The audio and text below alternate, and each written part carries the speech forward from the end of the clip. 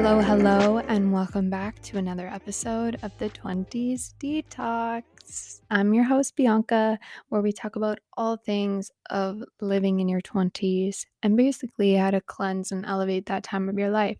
I cannot believe that we've already had 2 months of 2023. Where is the time going? How are all of you dealing with your New Year's resolutions? You know me. I'm a huge New Year's resolution girl, aren't I? No, honestly, okay, I've been really trying to do things better for my health, right? Like that New Year's resolution thing.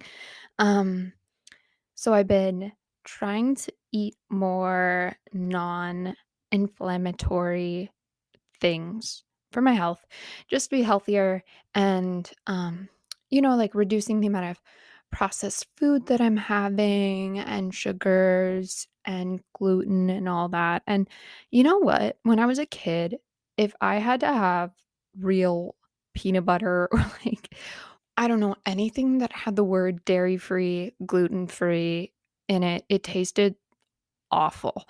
But I'm so glad that now we have the ability to have a good tasting food like that. It was basically like cardboard, like cookies that were gluten-free, dairy-free, tasted like cardboard. And now they're pretty good. They're pretty good. I made some paleo cookies.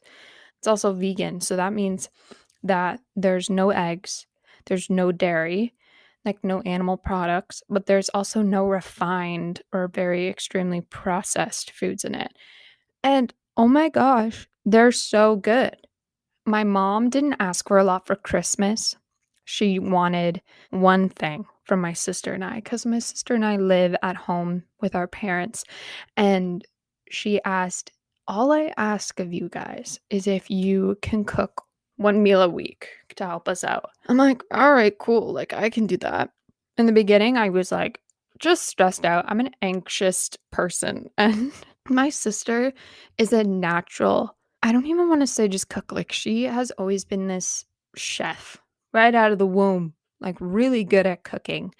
And I'm pretty good at cooking, but I think I just get intimidated by that because she's so good and I have this perfectionism issue and basically just kind of feel stressed if I'm on it. But now I'm not. Now I'm not. Like my parents don't really care. They're like, "Man, if you made us food, like I'm happy." I made pizza the other night. Pizza's really easy to make. I always forget how easy it is, and you can just throw whatever you want on that. And yeah, I I think it's really smart because actually my mom got that idea not only to help her, but to also help us. We're leading into the topic today of basically how to live with your parents in your 20s.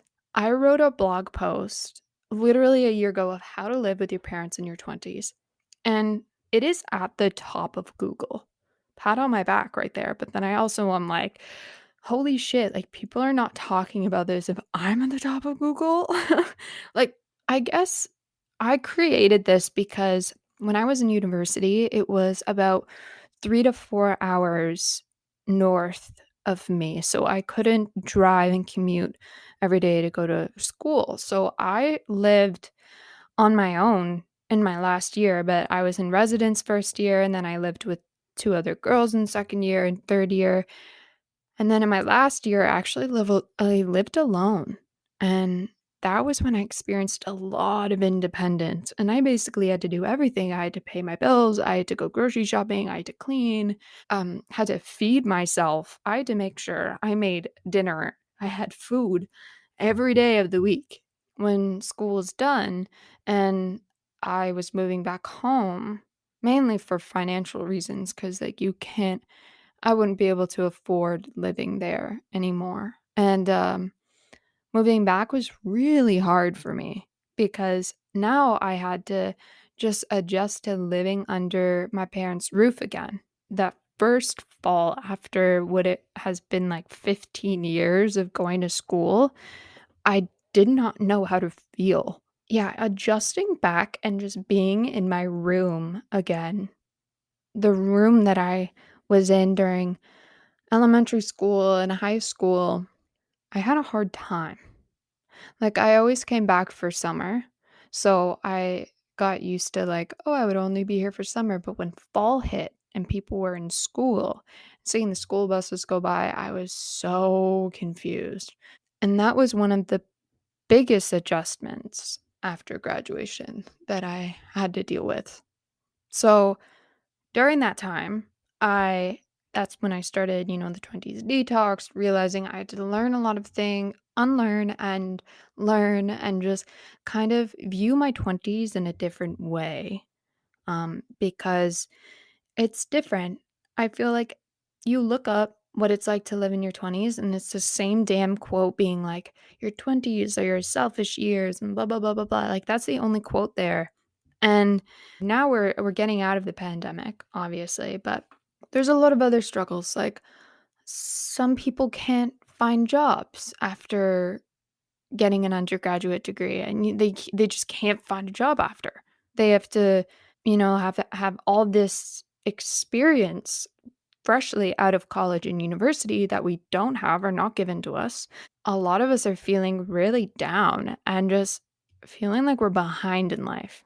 And when I saw a lot of people that did live on their own after graduating university, and me realizing, oh shit, they probably have enough money to do that, or maybe just are more together with their lives. They have a plan set in place. And you guys know a bit of my story of how I didn't want to continue with the degree anymore, and I really didn't know what I was doing. So I had to move home. I had to have that sort of stability in my life and start working and save up money and just, constantly keep searching for what I want to do next. And that's hard, but when I kept seeing so many people not living at home and had their independence and, finished school and jumped into that job that they always wanted, it was really hard for me. I thought something must be really wrong. And that was totally not taught in my home. I have many of my cousins still live with my aunts and uncles. Many of them. It's really, really freaking hard to buy a house now. And also, don't we want to save up a little bit of money so that we're not in constant debt with our lives? And the best way to do that is kind of to stay at home with our parents. So I I had so many feelings about it all because my parents did not care. You can stay home as long as you want because we want you to be financially secure in your life. And if this is what you need to do, it's becoming more and more common. People are staying at home. Some people are even moving back in their 30s. It's okay.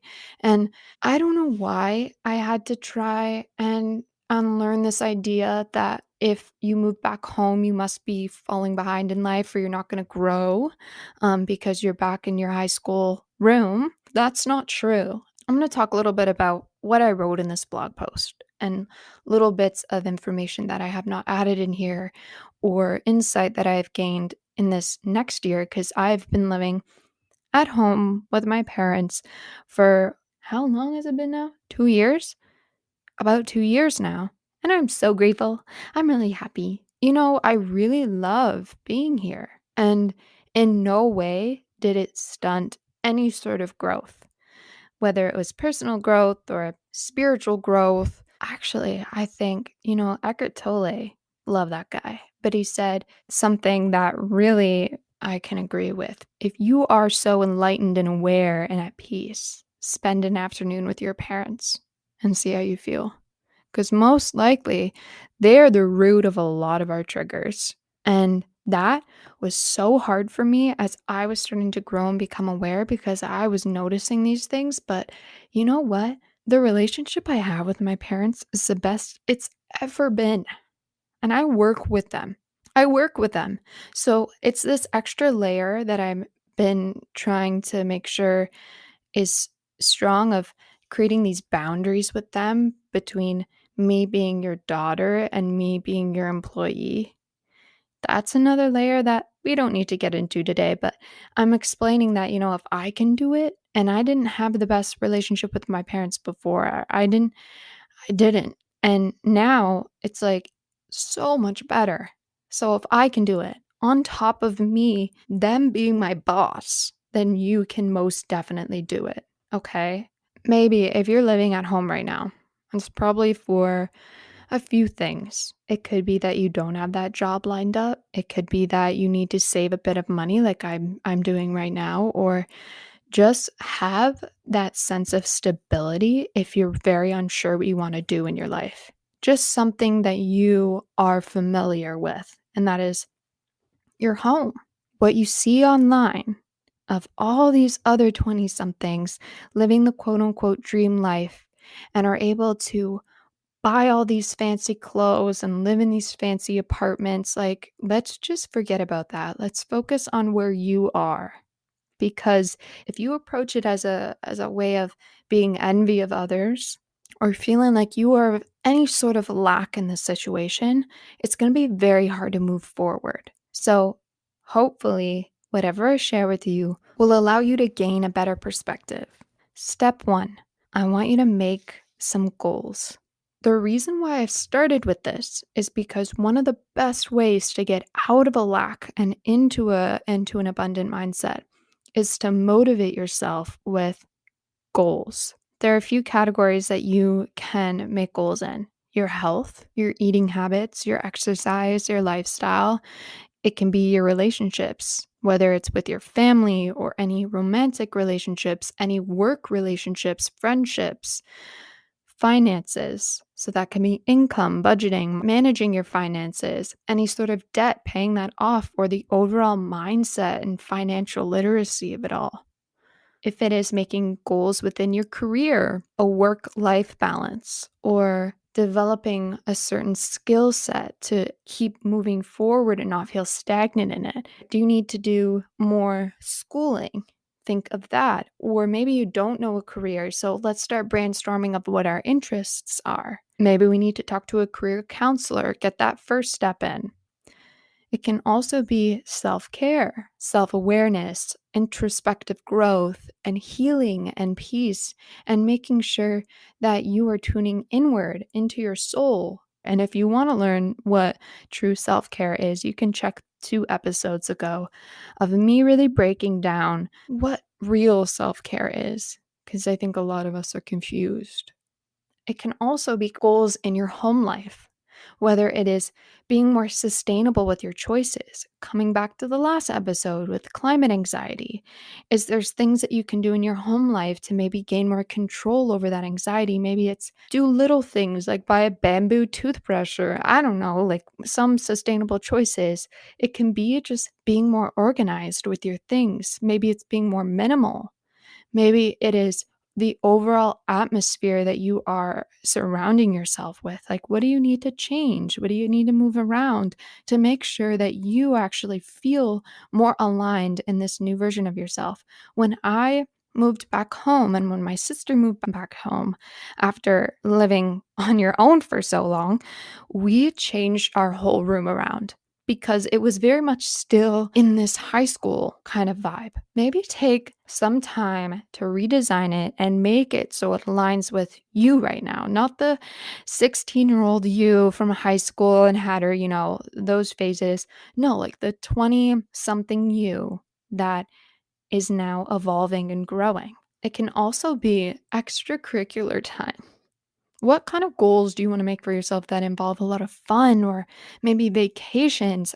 I'm going to bring one of my friends on this season of talking about our Europe trip together and really what that did for us. Like maybe what you need. So it isn't for financial stability. It is for finding more meaning and getting more insight and really what I want to do with my life. So maybe planning a little trip is going to be fun.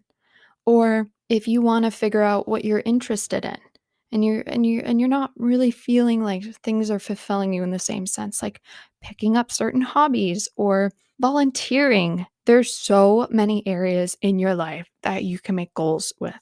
The next thing you're going to do, which can be a little bit difficult, is create some boundaries. You're going to create some boundaries with not only yourself, but also anybody that's living in your home right now so that you can actually achieve these goals. because what's really important is for you to clear the air with your parents here. You're not like an 18-year-old, 16-year-old kid from high school. Like, you're an adult now. So it's kind of important to remember that and for your parents to remember that. And one of the best ways is to create some boundaries on what you really want to do with your life right now and how you want to move forward. Some of the benefits, the biggest benefits that I get when I create boundaries is it conserves a lot of emotional energy.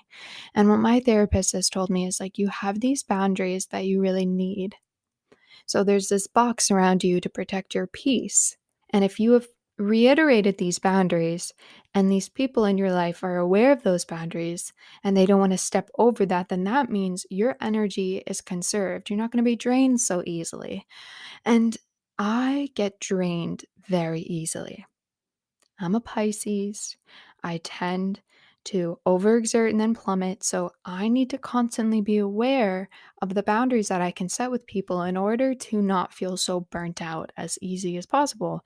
Another great thing of making boundaries is it increases your independence and your sense of agency, which means you just have more control over your life and you can learn more about yourself and not get too, I don't know, influenced by people around you what you should do.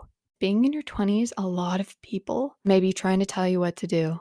And it's so important to remember that this is your life.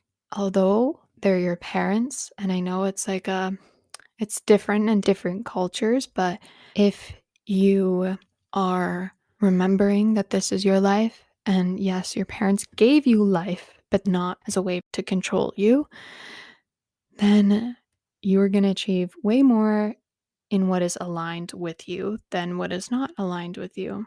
A lack of boundaries will only create a draining environment and possibly lead to a sense of a burnout in one way or another.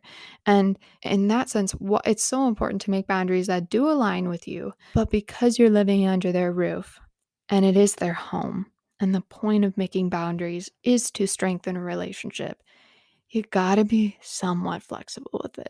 I'm sorry, you gotta be. So there needs to be a healthy balance between rigidness and looseness when making these boundaries with them so that everyone is feeling more aligned in the environment that you're in now. The next step that we're going to be talking about is don't stop adulting. Remember when I told you my mom, the only thing she wanted for Christmas was for my sister and I to cook one meal a week? Well, she actually somewhat got this idea from the blog post that she read. I know a lot of you guys are coming back home for many things like stability, whether it's financial or emotional stability. I mean, I needed both. I needed both right there.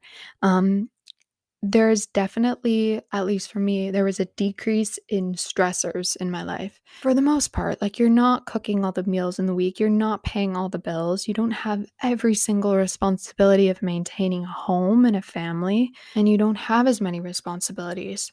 You know, my mom, she is so caring, and sometimes she wants to do things like she wants to do my laundry. Let's say a boundary of myself is, Mom, I love you. Can you please let me do my laundry? I know that it is coming out of a sense of care and compassion, but I would really appreciate it if you just let me do that.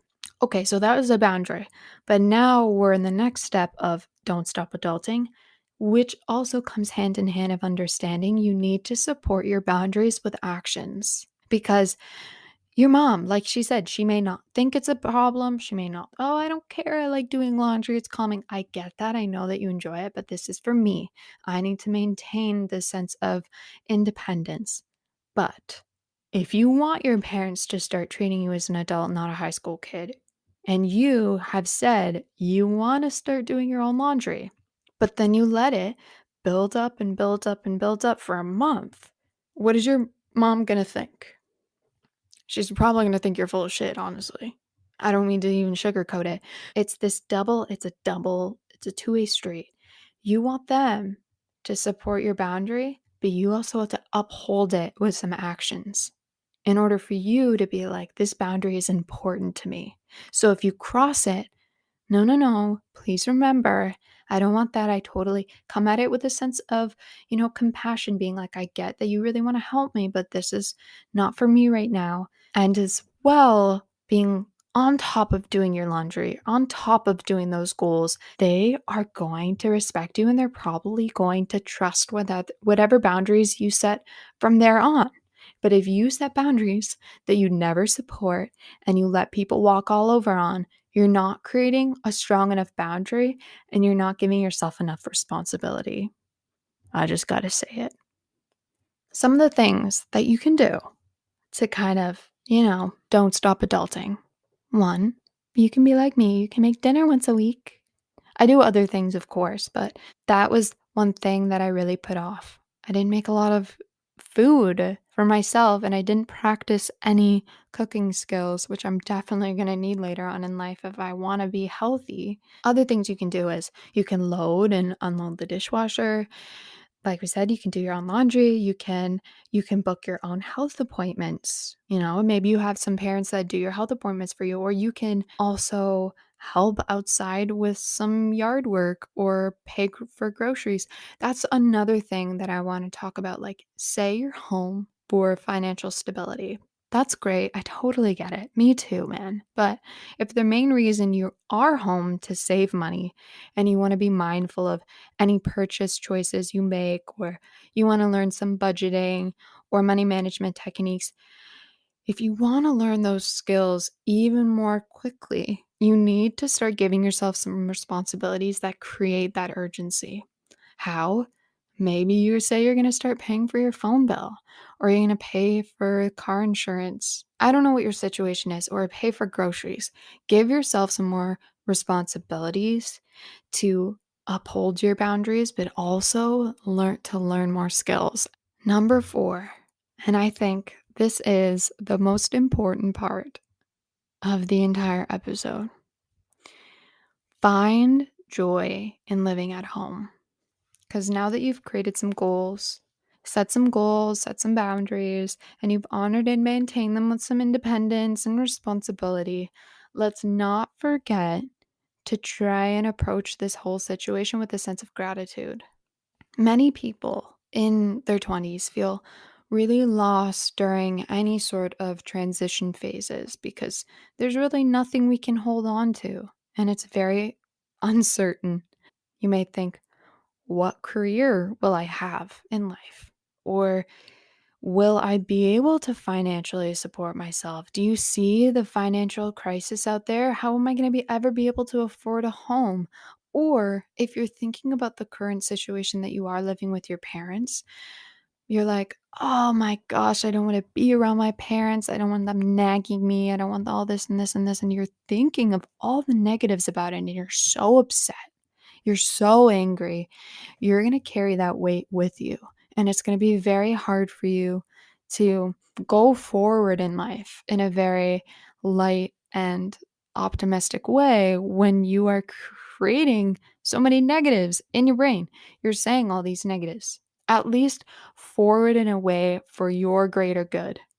If you are moving forward in a way that surrounds pessimism, then you may create more of it. Where focus goes, energy flows, all those sayings. If you are focusing on the negative, you may receive more negative. One of the things that I did, because I was having a really hard time coming to terms with the fact that I was not only working with my parents, but I was going to be around them so much, and I was upset with myself. To its core, I was upset with myself because I thought I was really behind, and fast forward right now, I'm so happy. I'm so happy. I actually love being at home now, and it doesn't take any mental power. So, what I used to do is I had this 5-minute journal, and I would have the 3 lines of like what you're grateful for. And I would say, I'm so grateful that my parents have given me this opportunity for me to work for them and I can get money from them. And other stuff like I have a roof above my head, I have food given to me. Even if I was freaking pissed that morning, I like maybe my mom or something.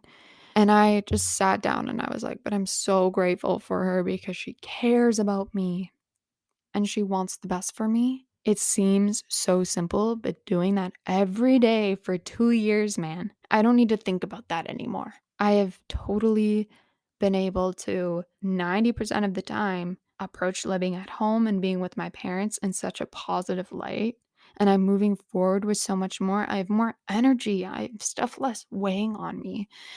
And it is such more of an enjoyable experience. So if you start trying to search for the joy, if you focus on the joy and that energy is going in towards a more grateful view of things, more good is going to come that way. It actually influenced the way that my parents were speaking to me, the way that our relationship was developing further. It's now with way more mutual respect and love and light than it ever has been. And it's because maybe not only I chose to search for the good in it all, but they did as well. Maybe I like to think that because I was starting to look for the good of it, and I would wake up every day being like, I'm going to live in the present moment. This is the day. This is the first day of the rest of my life. My aunt would send me a meditation that said, this is the first day of the rest of my life. The rest is history. Don't even think about it. And I approached every day as a way to feel more grateful. I think that was influencing their energies too. Have you ever been around somebody, empaths? You'll get it. You'll get it. Somebody is down and grouchy and pissed off. Sometimes it's really hard to not absorb some of that energy and then give it to the next person and the next person and the next person. But if you choose to wake up, if that person chose to wake up thinking about the good, then that domino effect never would have happened of the negatives and the negatives. And maybe that happened with my family. Who knows? I can't see energy. It's just a feeling, but there's so many benefits of gratitude. There's so many research studies of gratitude and less witchy things like energy.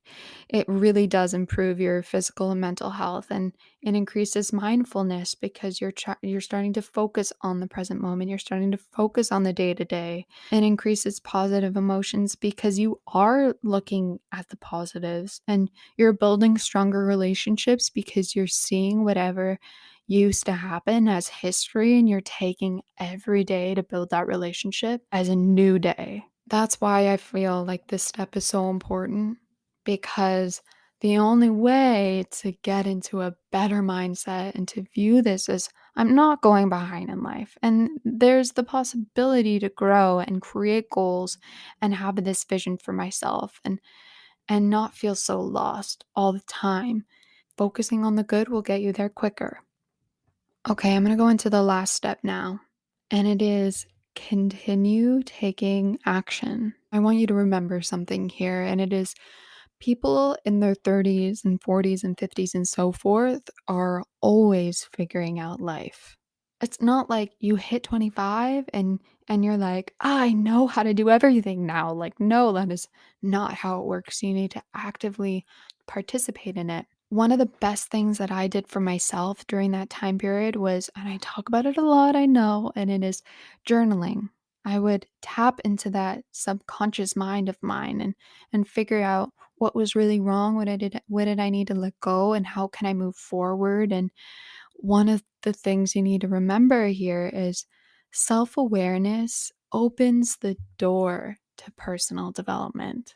It's not the reverse. And journaling just helped me create a much healthier lifestyle for myself through self-discovery and self-love and inner child's healing and just other ways to keep track of my goals. And other things that I really, really love is reading any personal development books or listening to other podcasts out there. I I think there's so much that you can do for yourself. It's also maybe talking to somebody, talking to a therapist and having somebody just really know your particular situation and know how to help you to move forward. There's no harm in asking for help. And there's no harm in realizing there's always something to learn. Yeah, that basically sums up a lot of what I wanted to talk about today. And, I think the show notes for this are going to be really short because of the fact that it is from an old blog post. So I hope you guys are okay with that. I'm going to link the other blog posts of all of these in there. But it's basically just a guide to living with your parents in your 20s and to really gain a better perspective of that situation if you are struggling with it. I want to make note that not all cultures struggle with this. In a Western culture, people are more individualistic and they think that everyone's trying to one up another. In Eastern culture, they're all about collectivism and together in communities. So to be with your family until maybe marriage is really normal. And these thoughts would never come up. So I'm sure anybody that didn't feel any sort of insecurity or anxieties about living with your parents won't even click on this. That's also something to remember, as if you're from the Western side of the world. And remember, a lot of people here are just, a lot of them are thinking of themselves and they're trying to demonstrate their life online as this glamorous, amazing thing in order for you to maybe not feel the best about yourself. And it is a lot. It's a highlight reel, my friends. You know what you're doing, and you just focus on you here. So I hope that you realize that just because you're living at home does not mean you've stunted your personal growth in any way. And most likely, you have more time on your hands now to figure out your passions in life, figure out your hobbies, any other career options, implement healthier habits or lifestyles of sustainability or things for your mental or physical health, whatever it is. Maybe you have more time now to do it than you did before. So that's another way to feel grateful of this situation. So I want you to try new things and see what sticks, all right? So I hope you have an amazing week. I think I have a guest coming on next week again, another guest, and it's going to be really exciting. I hope that you guys like the last episode with my sister and I. It's so funny how we were very nervous in the beginning and near the end of it. Did you guys get confused of our voices? Because when I was editing, I was like, man, Cameo, we sound the exact same. My voice may be a bit lower, but we sound the exact same. It's freaky. Anyway, side note, but I'll see you guys next week, hopefully with a new guest. And yeah, have an amazing week. And I hope your Monday is going really, really good. All right.